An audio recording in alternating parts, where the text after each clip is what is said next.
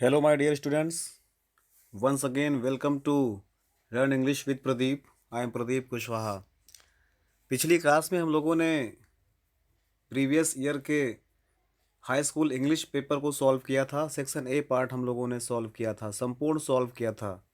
उसी का second part आज हम लोग फिर सॉल्व करेंगे। सेक्शन बी पार्ट है ये। 817 MN सीरीज़ का ये क्वेश्चन पेपर है जो लास्ट ईयर 2020 में पूछा गया था।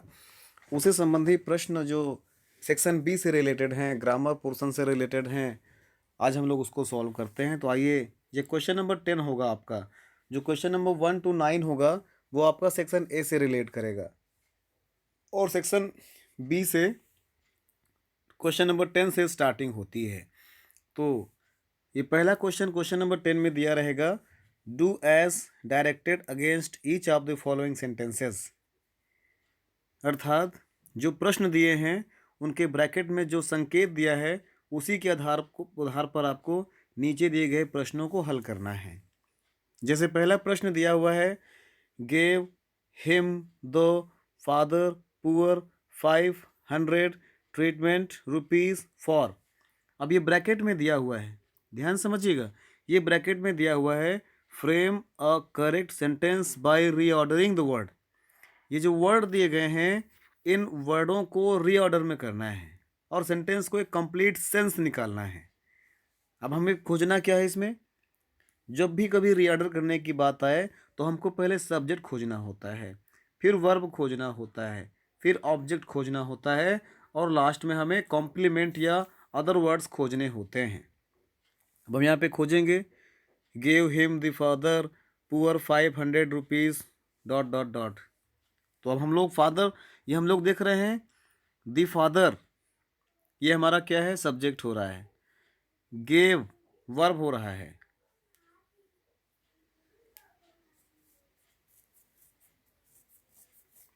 ऐसे मत करिए, फादर गेव द पुअर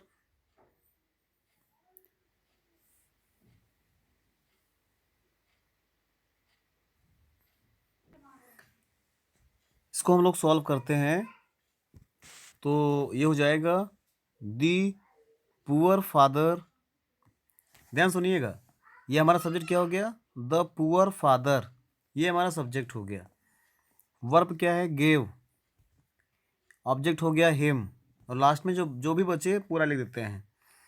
क्या दिया, 500, ये 500 रुपीज़ फॉर ट्रीटमेंट। तो हो जाएगा पूरा मिला करके हो जाएगा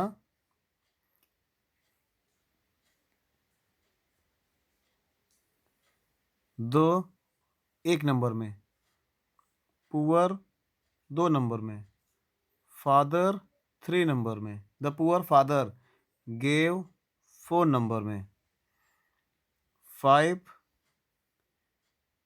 नंबर में, 100 6 नंबर में, रुपीज़ 7 नंबर में, फॉर 8 नंबर में, ट्रीटमेंट 9 नंबर में। अब क्लियर हो गया, पूरा हो जाएगा क्या, 1 2 3 4 5 के क्रम में हम लोग लिख लेंगे इसको। तो कैसे लिखेंगे, दो पुअर फादर, ये the poor father gave him 500 rupees for treatment. ये the poor father gave him 500 rupees for treatment. तो गाइस इस प्रकार से हमको सॉल्व करना होता है। हमने अगर इतना किया तो हमारे 2 मार्क्स कन्फर्म हो जाते हैं। उसी प्रकार से हम दूसरा नंबर देखते हैं। इसी का दूसरा क्रम कहता है, the teacher said to the boy work hard to pass the examination. क्या है, टीचर ने कहा बच्चे से वर्क हार्ड, कठिन मेहनत करो, टू पास द एग्ज़ाम। ये हमारा डायरेक्ट से इनडायरेक्ट बनाना होगा इसको। लेकिन आपको ध्यान देना है, पहले हमको रिपोर्टेड स्पीच के सेंटेंस को समझना होता है। रिपोर्टेड स्पीच का सेंटेंस असर्टिव सेंटेंस है कि इंट्रोगेटिव सेंटेंस है कि इम्परेटिव सेंटेंस है, एक्सक्लामेटरी सेंटेंस है या फिर ऑपरेटिव सेंटेंस है, उसी के आधार पर हमको फार्मूला यूज़ करना होता है।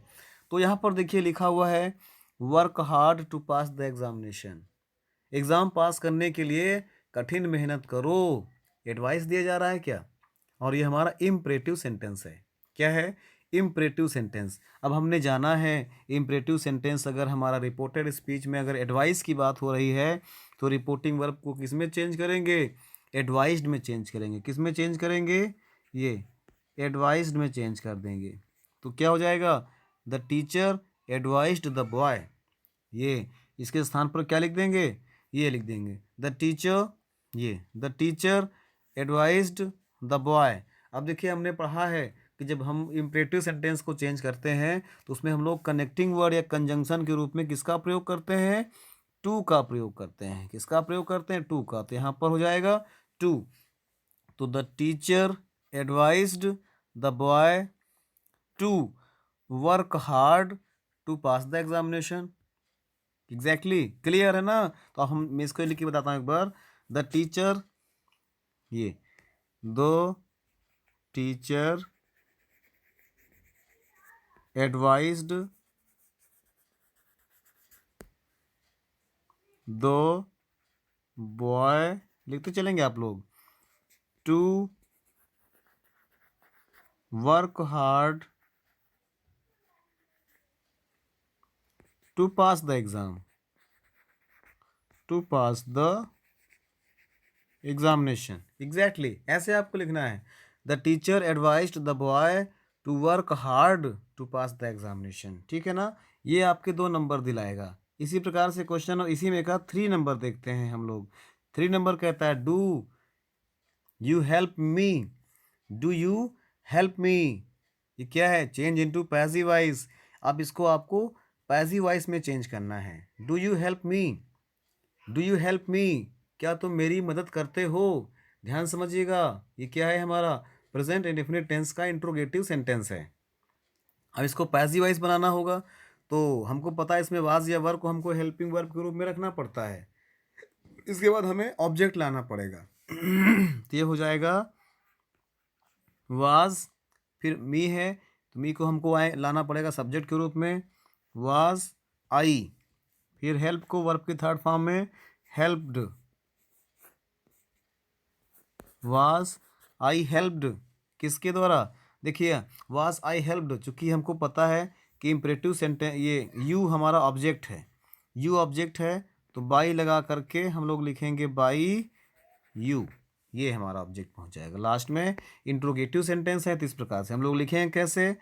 Was I helped by you. इस प्रकार से आप इसका आंसर देंगे। इसको आप फेयर कॉपी में नोट डाउन कर सकते हैं।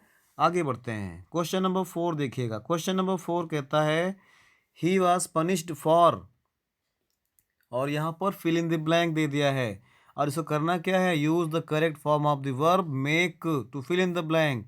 मेक ये वर्ब है, मेक को करेक्ट वर्ब के आधार पर, इस सेंटेंस के आधार पर आपको मेक का सही वर्ब भरना है। अब पहले इसका सेंस निकालेंगे इसका। He was punished for, he was punished for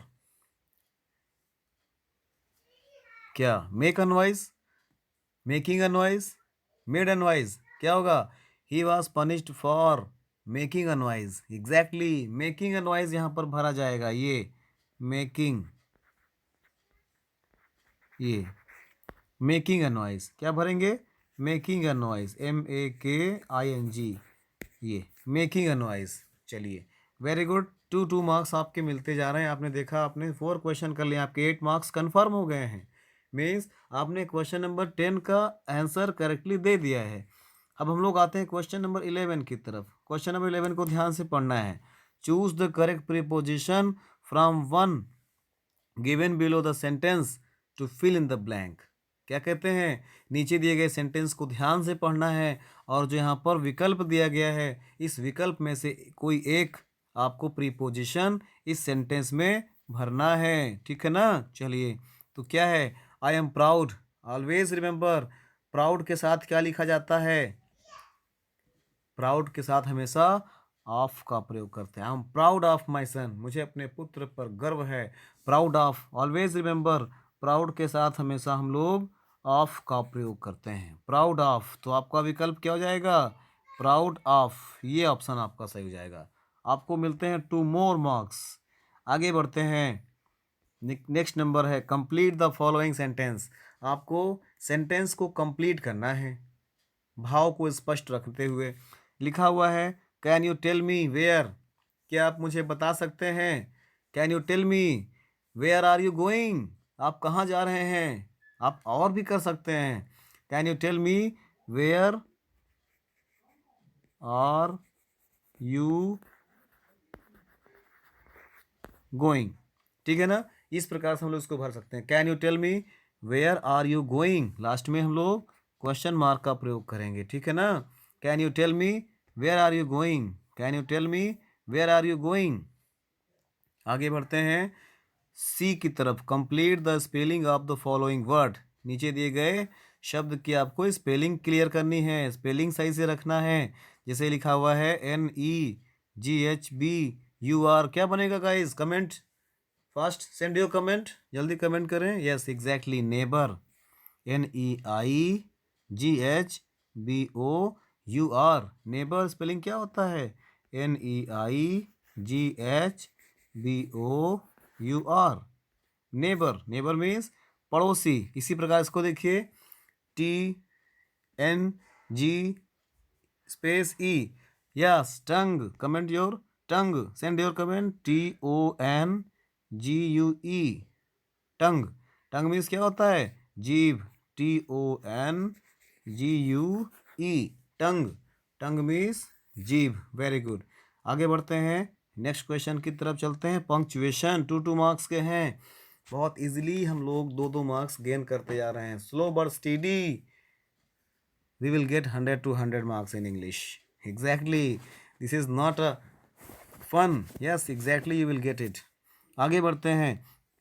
punctuate the following using capital letters wherever necessary, जहाँ पर आवश्यक हो वहाँ पर कैपिटल लेटर या अन्य प्रकार के पंक्चुएशन करते हुए सेंटेंस को पंक्चुएट करना है, सही से रखना है। कहाँ पर स्मॉल लेटर, कहाँ पर कैपिटल लेटर, कहाँ पर फुल स्टॉप, कहाँ पर, इस प्रकार से हमको यूज़ करना है। चलिए बढ़ते हैं, बढ़ते हैं। Yes exactly, I said to my mother will you give me 500 rupees as I wish to buy a new dress. ध्यान समझिएगा, हमको मालूम है जब सेंटेंस की शुरुआत करते हैं तो सेंटेंस का फर्स्ट लेटर ही हमेशा कैपिटल में होता है, और स्पेशली जब आई कहीं पर भी बीच में आएगा, आई अगर सिंगल है, प्रोनाउन है, आई मीन्स मैं, तो हमेशा उसको हम लोग कैपिटल में ही लिखते हैं। तो यहाँ पर ये पहले हम लोग गलती अलग कर लेते हैं। I said to my mother, देखिए हमारा ये हमारा डायरेक्ट नरेशन है। ठीक है ना, तो सही करते चलते हैं। यहाँ पर आई कैपिटल हो गया, I said to my mother. ठीक है ना, यहाँ पर हम कॉमा लगा देंगे, यहाँ पर हम इन्वर्टेड कॉमा ओपन कर लेंगे, ये W कैपिटल में हो जाएगा। ठीक है ना, ये will you give me 500 rupees as, will you give me 500 rupees as, I में आई कैपिटल हो जाएगा। I wish to buy a new dress, यहाँ पर हम लोग फुल स्टॉप लगाएंगे, यहाँ पर हम लोग इन्वर्टेड कॉमा क्लोज कर देंगे। इस प्रकार से ये हो गया गाइस पंक्चुएशन। एक बार फिर से देखते हैं, यहाँ पर आई कैपिटल हो जाएगा, comma inverted comma, will W capital, ये सही है, एस आई कैपिटल, ये भी सही है, full stop inverted comma close. इस प्रकार से हमको बनाना होता है, ये आपका 2 मार्क्स का होगा। उसी प्रकार से आगे बढ़ते हैं हम लोग। क्वेश्चन नंबर 12 देखते हैं। क्वेश्चन नंबर 12 हमारा आएगा 4 मार्क्स का, जो कि ट्रांसलेशन होना है। इसको भी ध्यान से समझना है। देखिए याद रखिएगा, ट्रांसलेशन आपका 4 मार्क्स का होता है, और मैक्सिमम इसमें 4 सेंटेंस भी होते हैं। जैसे हमारा देश तेज़ी से उन्नति कर रहा है, यह एक प्रगतिशील है देश है, जनसंख्या और बढ़ती कीमतें बड़ी समस्याएं हैं, यदि हम इन्हें नियंत्रित कर लें तो हमारा देश महान बन सकता है। चलिए शुरुआत करते हैं। पहला सेंटेंस क्या है? ये हमारा देश तेजी से उन्नति कर रहा है। हमारा देश तेजी से उन्नति कर रहा है। उन्नति मीन्स क्या? प्रोग्रेस। तेजी से, रैपिडली। चलिए, हमारा देश तेजी से उन्नति कर रहा है। आवर कंट्री इज क्या? Progressing rapidly. ये ऐसे लिखेंगे, our country is developing rapidly. ये our country is developing rapidly. ठीक है ना? हमारा देश तेजी से उन्नति कर रहा है। Our country is developing rapidly. फिर है, यह एक प्रगतिशील देश है। यह एक प्रगतिशील देश है। It is a developing country. It is a developing country. ये it is a developing country. यह एक प्रगतिशील देश है। It is a developing country. आगे बढ़ते हैं। जनसंख्या और बढ़ती कीमतें बड़ी समस्याएं हैं।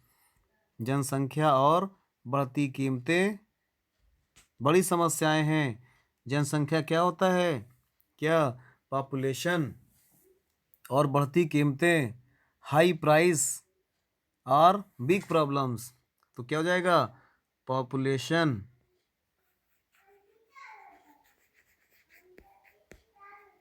एंड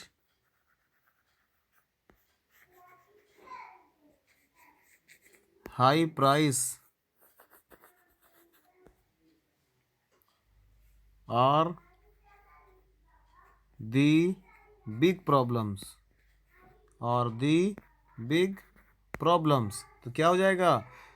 बढ़ती जनसंख्या और बढ़ती कीमतें बड़ी समस्याएं हैं। Population and high prices are the big problems. ठीक है ना? आगे बढ़ते हैं। यदि हम इन्हें नियंत्रित कर लें, पहले इतने का बनाइएगा। यदि हम इन्हें नियंत्रित कर लें, if we control it,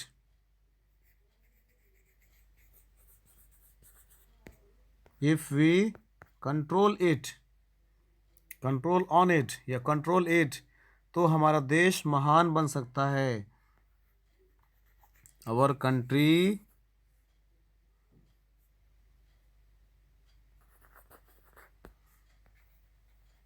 can be great. ये our country can be great if we control in it. Our country can be great. अगर हम इस पर नियंत्रण कर लें तो हमारा देश महान बन सकता है। इस प्रकार से गाइस हमको इसका ट्रांसलेशन करना है, जो कि आपका 4 मार्क्स का आता है। आगे बढ़ते हैं हम लोग। राइट, क्वेश्चन नंबर 13 कहता है, write an application to the principal of your college to provide the facility of evening game. Do not write your name and roll number. Always keep it in your mind that you never have to write your name or roll number when you are writing an application or letter. ठीक है ना? आपको अपना personal कोई भी चीज़ वहाँ पे नहीं देना है। हालांकि वहाँ पे आपका रोल नंबर तो लिखा ही रहेगा, बोर्ड का रोल नंबर लिखा रहेगा, लेकिन आपको स्पेशली वहाँ पे नाम नहीं देना है, नाम मेंशन नहीं करना है। ठीक है ना? आपका कोई भी अपनी प्रॉपर पहचान नहीं देनी है। आपका कोई भी आपका पर्सनल पहचान उसमें नहीं देनी है। ठीक है ना? इसको याद रखिएगा आप लोग। तो शुरू करते हैं। Question, repeat the question again. Write an application to the principal of your college to provide the facility of evening game. अपने प्रिंसिपल को एक एप्लीकेशन लिखना है जिसमें आपको इवनिंग गेम की फैसिलिटी प्रोवाइड कराने के लिए कहना है। तो आइए इसको देखते हैं।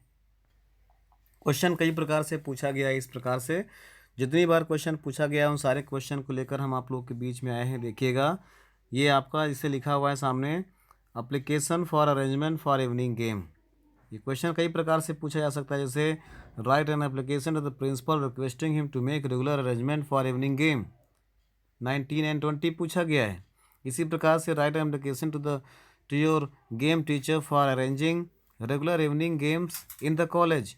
ये आपका इस प्रकार से बनेगा, देख सकते हैं आप लोग 12, 14, 13, 15, 16, 17, 18 एंड 20 बहुत बार पूछा गया है। उसी प्रकार से और आ सकता है, write an application to the principal of your college to provide the facility of evening games. कई प्रकार से पूछ सकता है, लेकिन सबका आंसर एक ही होगा। शुरुआत कैसे करना है ध्यान से देखिएगा, आप इसका स्क्रीनशॉट ले सकते हैं। You can take a screenshot of it. Hurry up, जल्दी कीजिए, इसका स्क्रीनशॉट लीजिए। मैं एक बार एक्सप्लेन करता हूँ। शुरुआत कैसे करेंगे हम लोग इसका, टू द प्रिंसिपल, आप अपने कॉलेज का नाम यहाँ पर लिखेंगे और जब लिखेंगे उसकी डेट डाल देंगे आप, ठीक है ना।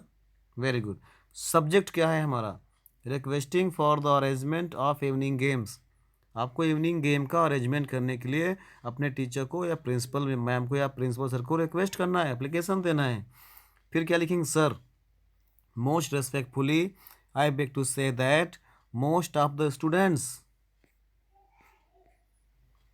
Of 10th B are eager to play football and hockey. There is no arrangement in the college.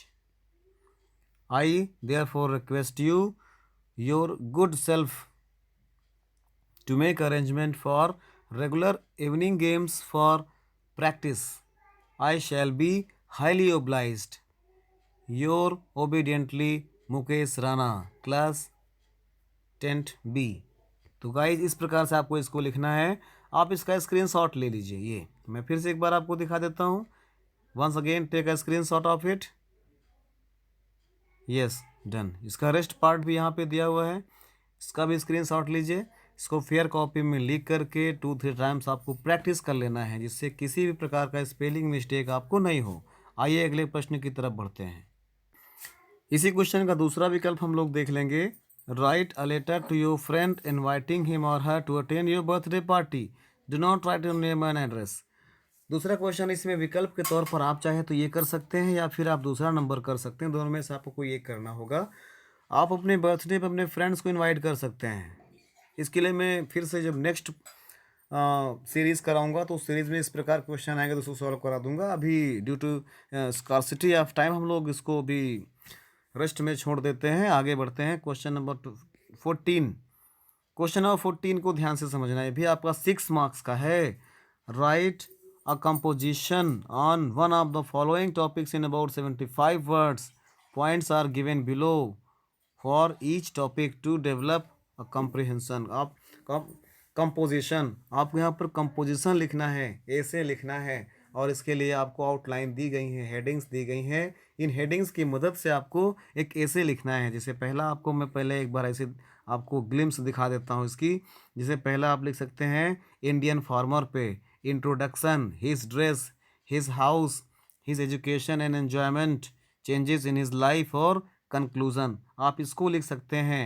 यह आपके पास दूसरा ऑप्शन भी है, अ T20 cricket match, introduction, number of team in the match, number of players in each team, rules and limitations in such a match। फिर है role of batsman and fielders in a match, और last में conclusion कर देना है।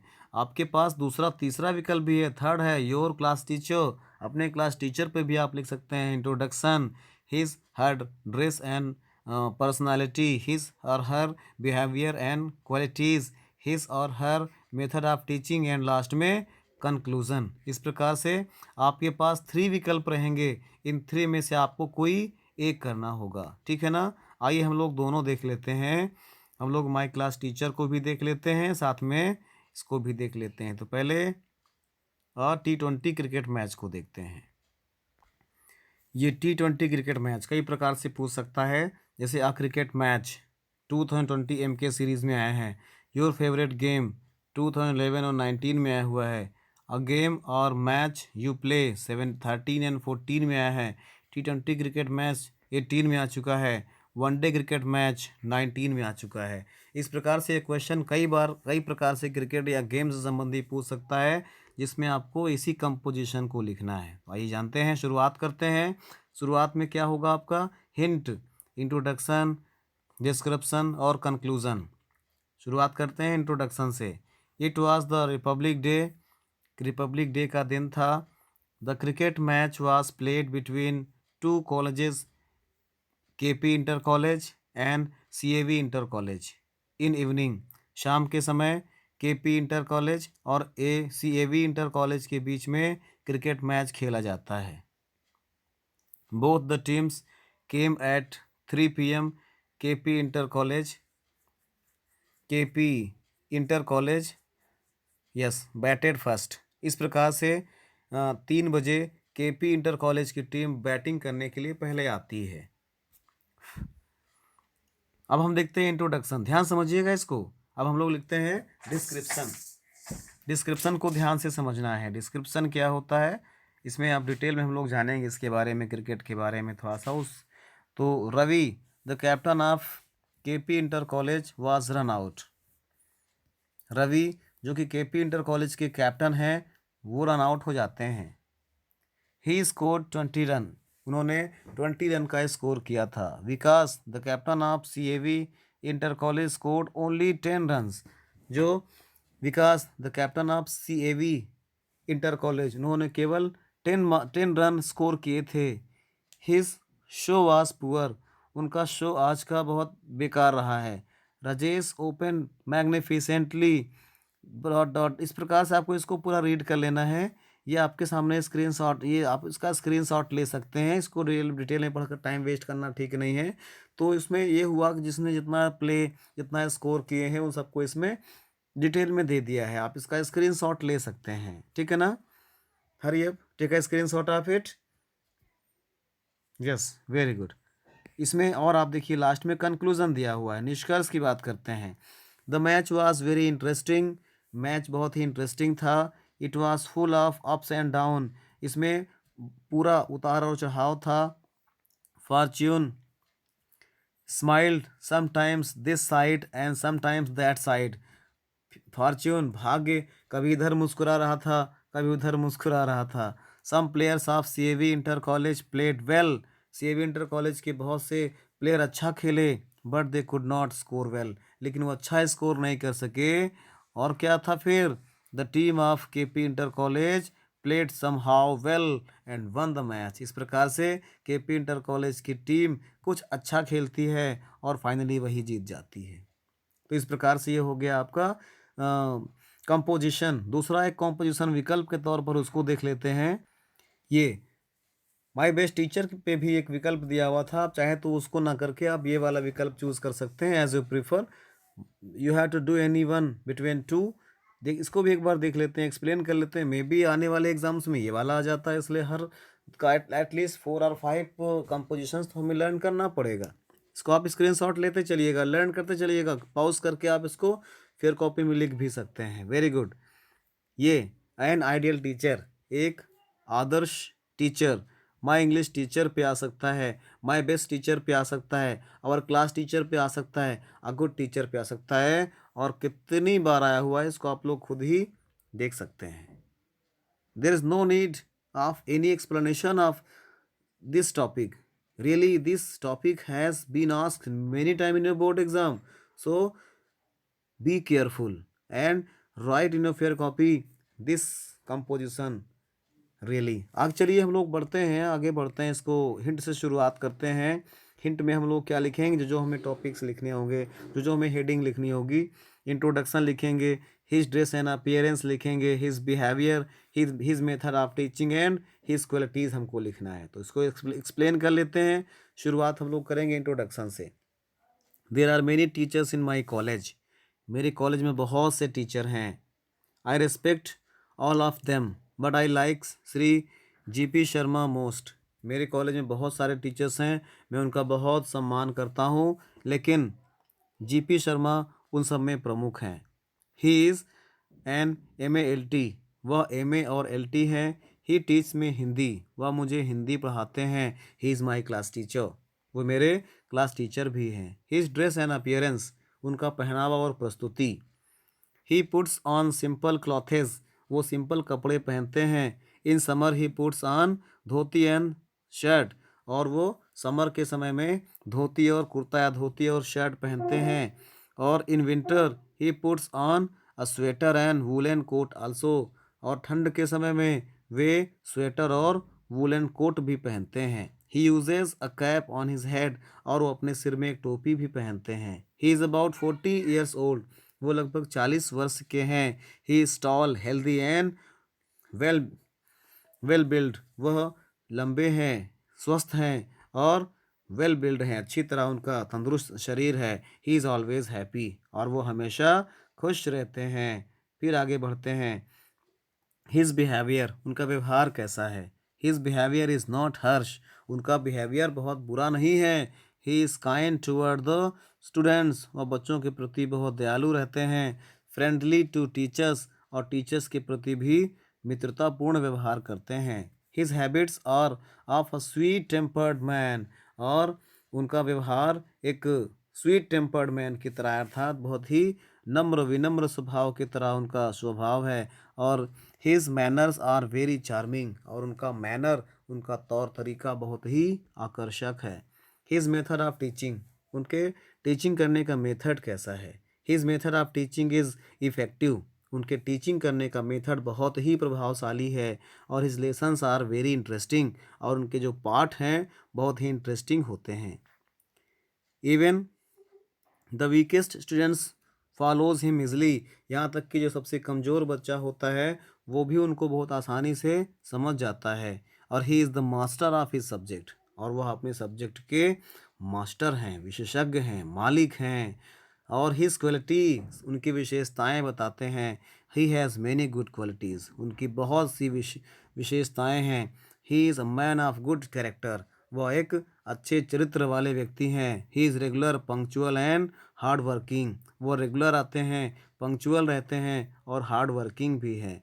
ही does not waste his time in the class. वो class में समय बिल्कुल वेस्ट नहीं करते हैं। और he keeps his students busy all time. वह अपने विद्यार्थियों को क्लास में हमेशा बिजी रखते हैं। He is kind hearted. वह बहुत ही दयालु हृदय के हैं। He helps poor students by giving them books. वह गरीब बच्चों को किताबें दे करके हेल्प करते हैं। He is also good sportsman. वह एक अच्छे खिलाड़ी भी हैं। He is a man of principle. वह बहुत ही सिद्धांतों वाले व्यक्ति हैं। He is an ideal teacher. वह एक आदर्श टीचर हैं। So I like him most. इसलिए मैं उनको सबसे अच्छा मानता हूँ। तो गाइज़, ये था, इस प्रकार से हम लोग इसको लिखना है। अगले क्वेश्चन की तरफ चलते हैं। नाउ क्वेश्चन नंबर 15 देखते हैं। क्वेश्चन नंबर 15 में आपका क्वेश्चन नंबर 15 देखते हैं। अनसीन पैसेज एक प्रकार से दिया होता है। पैसेज को ध्यान से पढ़ना है और इस पैसेज से रिलेटेड आपको आंसर देने होते हैं। उसमें क्वेश्चन दिया रहेगा। तो read the following passage carefully and answer the question set there on.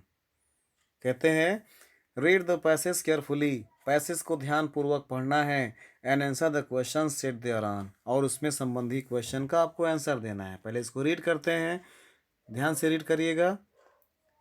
Television has change people's life considerably. कहते हैं आज टेलीविज़न ने हमारे जीवन को बिल्कुल बदल दिया है। पीपल रीड, लोग पढ़ते हैं। स्लीप, सोते हैं। एंड कम्युनिकेट लेस, और आपस में बहुत कम बात करते हैं। With member of their family, अपने परिवार के लोगों से। तो लोग पढ़ते हैं, सोते हैं, लेकिन अपने ही परिवार के लोगों से बहुत कम बात करते हैं।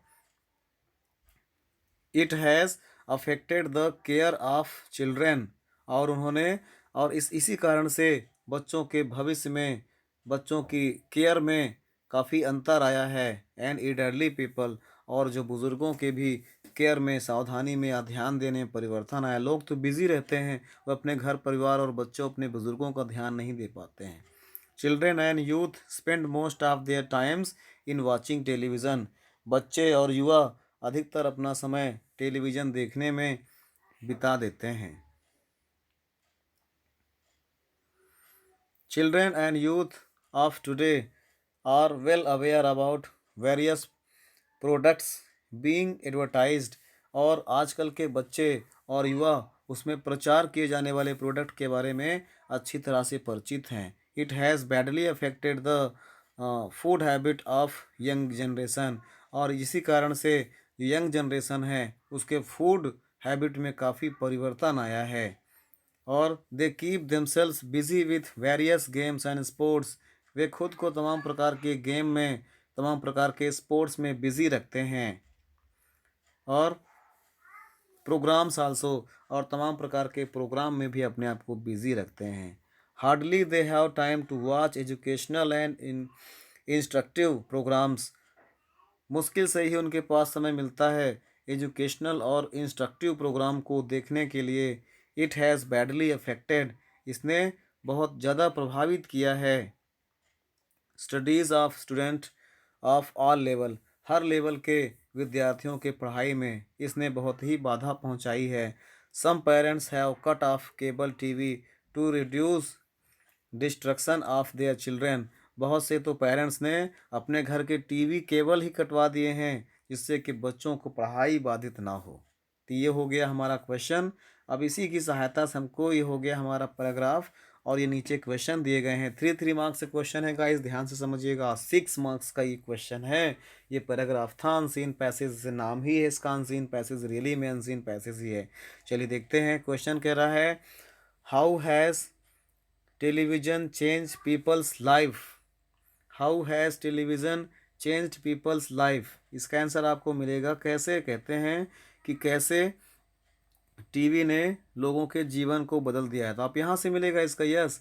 Television has changed the life considerably, people read, sleep and communicate less with members of the family, it has affected the care of, यहाँ से लेकर के आपको यहाँ तक लिख देना है। Yes it is enough.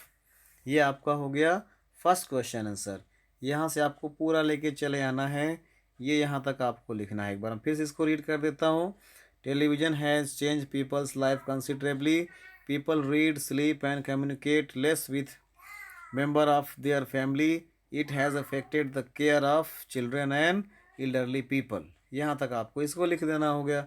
This is the answer number question 1। आगे बढ़ते हैं। क्वेश्चन नंबर 2 देखिएगा। क्वेश्चन नंबर 2 कहता है how has it affected the studies of children and youth, इसने चिल्ड्रन और यूथ के स्टडीज़ को कैसे प्रभावित किया है। इसका आंसर भी आपको मिल जाएगा। ये है it has badly affected the food habits of youth generation. नहीं, ये नहीं है, मैं देखता हूँ अभी। ये मिल गया आपका।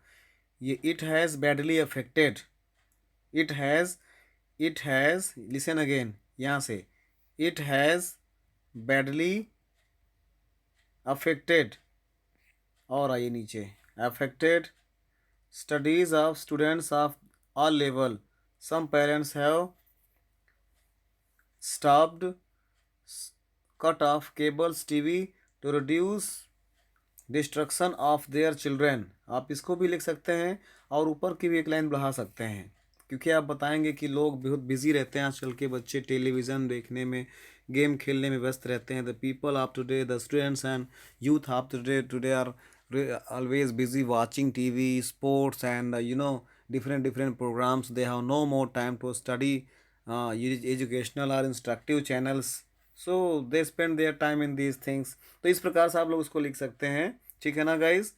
तो this was the last question of this passage of this question paper. तो इस प्रकार से आप इसको सॉल्व किए हैं, आप इसको समझिएगा और इसको 1-2 बार वीडियो को वॉच करिएगा। नेक्स्ट की क्लास में हम लोग, अगली क्लास में हम लोग फिर से नया सेट लेकर के आएंगे। तब तक के लिए thanks for watching the video. जय हिंद।